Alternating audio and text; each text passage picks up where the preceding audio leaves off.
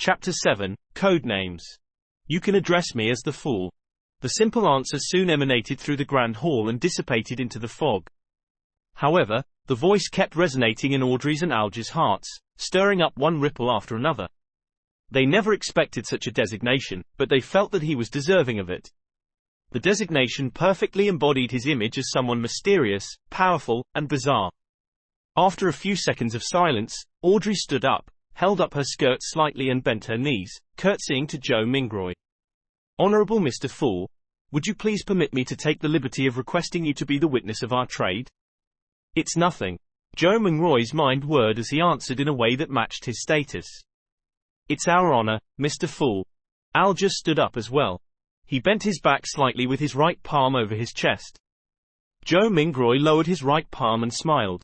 "Continue, the both of you." Alger nodded and sat back down before looking at Audrey. "If you can obtain the ghost shark's blood, get someone to send it to the Warrior and Sea Bar at Pelican Street, in the White Rose Borough of Pritz Harbor. Tell the boss, Williams, that it's what the captain wants. Once I acknowledge receipt, will you be giving me an address to mail the potion formula to, or do you want me to tell it to you here directly?" Audrey thought for a moment before saying with a smile, "I will choose the more secure method. Let's do it here, although it's a test of my memory." Since Mr. Fool had agreed to bear witness for the trade, it also represented that there would be a similar gathering the next time. With this in mind, she suddenly turned her head as she looked at Joe Mingroy with sparkling eyes. With a tone of interest, she suggested, "Mr. Fool, would you mind making a few more attempts like this?" Alger listened to her suggestion calmly. He was tempted by the suggestion as well. He hurriedly echoed, "Mr. Fool, don't you find such gatherings interesting? Although your powers exceed our imaginations, there has to be certain domains that you don't understand or excel in. The person across me is obviously a young lady of lofty stature. I also have my unique set of experiences, insights, mediums, and resources. Perhaps there will come a day when both of us can help you complete something trivial that might be inconvenient for you." From his point of view, the fact that he had been pulled into this space without any warning or any means to resist meant that the mysterious Mr. Fool was in control. Participating in the gatherings was not necessarily something he could refuse. Therefore, it was better to reap the benefits of this encounter as much as he could to make up for his passive and disadvantaged state. The trio at the long table had different backgrounds, resources, information channels, and comprehension of the mystical domain. If they interacted and enjoyed some limited cooperation, they could produce unpredictable and immeasurable effects. The resource trade that had just been negotiated was one example. Another example would be if he wished to kill someone. He could easily request the gathering's members who did not appear to be related to him both on the surface and in reality for help. He could perfectly misdirect any investigators. "A young lady of lofty stature. Was my behavior and accent that obvious?" Audrey stared blankly, mouth slightly agape, but she soon jolted back to her senses and nodded her head without any hesitation. "Mr. Fool, I think it's a very good suggestion. As long as this gathering becomes regular, you can totally leave certain things that are inconvenient for you to us. Of course, it has to be something within our capacities." From the moment he heard the suggestion, Joe Mingroy was already weighing the pros and cons. More gatherings definitely allowed him to gain more knowledge of the secrets of the Beyonders or other mysteries, a boon for his transmigration back. For example, it was likely that the potion formula would appear at the next gathering because of the spectators. Similarly, the information he gained was bound to be helpful for his present life. However, more gatherings meant it was easier to expose himself. Indeed, regardless of the world, there is no such thing as a free lunch. Joe Mingroy extended his right hand again as he rapped the side of the long table with his finger gently. Considering the fact that he was in control of the gathering's summoning and dismissal, any threat of exposure was within the confines of his control. The pros clearly exceeded the cons, so Joe Mingroy rapidly made a decision. He stopped his rapping as he smiled at the anticipative and perturbed gazes of the duo. "I'm a person who likes a fair and equal exchange. Your help will not go unrewarded. Every Monday at 3 in the afternoon, try your best to be alone.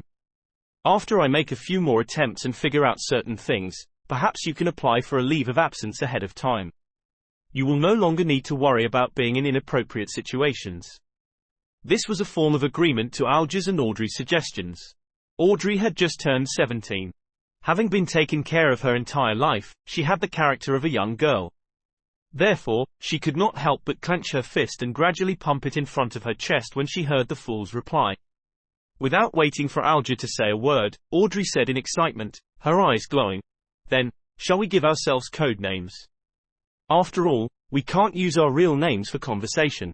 Although I might not be able to deceive Mr. Fool regarding my true identity, the person opposite me poses some danger. I must not let him know who I am." "Good idea," answered Joe Mingroy in a simple and relaxed manner. Audrey's mind immediately began whirring as she aired her thoughts as they came to her. "You are Mr. Fool, which is derived from tarot cards.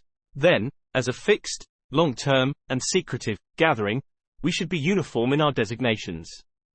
Yes, I'll also choose one from the tarot cards." Her tone slowly turned joyous. "I've decided. My designation shall be Justice." It was one of the 22 major arcana tarot cards. "What about you, Mr.?" Audrey cheekily smiled at her partner, sitting across her. Alger frowned slightly before relaxing it immediately. "The Hanged Man." It was another major arcana card. "All right.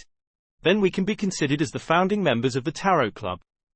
Audrey was the first to blurt it out happily, only to look fearfully at the fog-concealed Joe Mingroy. "Will that be all right, Mr. Fool?" Joe Mingroy shook his head in amusement. "You can decide on such trivial matters by yourselves." "Thank you." Audrey was clearly thrilled. Following that, she looked at Alger. "Mr. Hanged Man, can you repeat the address again once more? I'm afraid that my memories will fail me." "No problem." Alger was very pleased with Audrey's seriousness as he repeated the address once more. After repeating it to herself silently thrice, Audrey said again in excitement, "I heard that tarot cards were invented by Emperor Roselle as a game. In fact, doesn't it come equipped with the power to divine the future?" "No, most of the time, divination stems from oneself.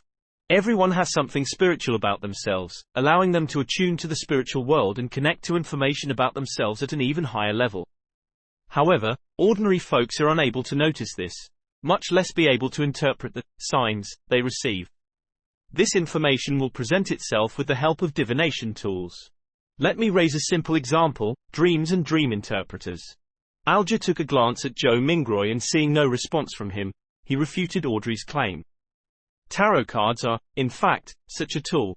It uses more symbolism and more logical elements to help us in conveniently and accurately interpreting the signs." Although Joe Mingroy appeared indifferent, he was actually listening very carefully.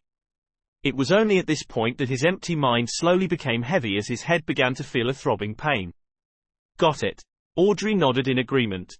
Following that, she emphasized, "That's not what I meant. I'm not doubting the tarot cards, but I heard that Emperor Roselle had actually created another set of cards, secret and mysterious ones. They were paper cards which symbolized a particular unknown power. There were a total of 22 cards that he completed. Later on in life, he referenced them to create the 22 major arcana tarot cards which are used as a gaming tool. Was what I said correct?" She looked at Joe Mingroy as though she was attempting to get an answer from the mysterious Mr. Fool. All Joe Mingroy did was smile without saying a word. He cast his gaze at the Hanged Man as though he was putting him to the test. Alger subconsciously straightened his back and said in a deep voice, "That's right. It is said that Emperor Roselle had seen the blasphemy slate and that set of paper cards contain the profound mysteries of the 22 paths of the divine." 22 paths of the divine, repeated Audrey with a longing tone. At that moment, Joe Mingroy's headache intensified. He felt that his invisible connection with the crimson stars and greyish-white fog was beginning to falter. "All right, that will be all for today's gathering," he said in a deep voice after making the decision immediately. "By your will." Alger bowed his head respectfully. "By your will." Audrey mimicked the Hanged Man. She still had many questions and thoughts, thus, she was unwilling to have it end so soon. As Joe Mingroy severed the connection, he said with a smile, "Let us look forward to the next gathering." The stars brightened once more as the crimson light receded like water. Just as Audrey and Alger heard Mr. Fool's words, their figures turned into a blur as they phased away. In a second, the projection shattered as the grey fog restored its silence. As for Joe Mingroy, he felt himself turning heavy rapidly. His surroundings turned fleeting as his eyes met darkness before changing into dazzling sunlight. He was still standing in the middle of his apartment. It was like a dream. What the heck was that foggy world? Who or what sort of power created the changes that just happened? Joe Mingroy sighed softly. He was completely puzzled as he walked towards the study desk as though his legs were filled with lead. He picked up the pocket watch he placed outside to determine how much time had passed. Time flowed at the same pace. Joe Mingroy made a rough judgment. After putting down his pocket watch, he found himself unable to endure the splitting headache any further. He sat on the chair and lowered his head, using his left thumb and middle finger to massage his temples. After a long while, he suddenly let out a sigh and said in Mandarin, "From the looks of it, I won't be able to return any time soon."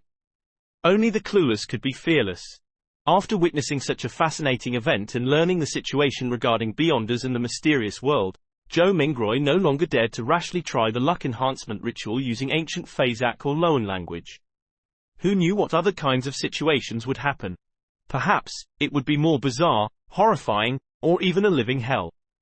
At the very least, I should attempt only when I have a deep mastery of mysticism, thought Joe Mingroy helplessly. Thankfully, the so-called gathering could provide him with help. After another bout of silence, he muttered to himself with a tone of dismay, disappointment, agony, and grief, "From this moment forth, I'm Klein." Klein tried his best to refocus his solutions and plans so as to purge the negative emotions in him. Perhaps, he could learn the potion formula for spectator from the side. The gathering that just happened sure is fascinating. People who reside in different places across the world can reduce hundreds of kilometers to just mere inches and discuss face to face while supplying each other's needs. Oh, speaking of which, this does sound a little familiar. Klein was stunned for a few seconds before he burst out in laughter. Pressing against his temple, he gestured under his breath. Wasn't that a social networking platform?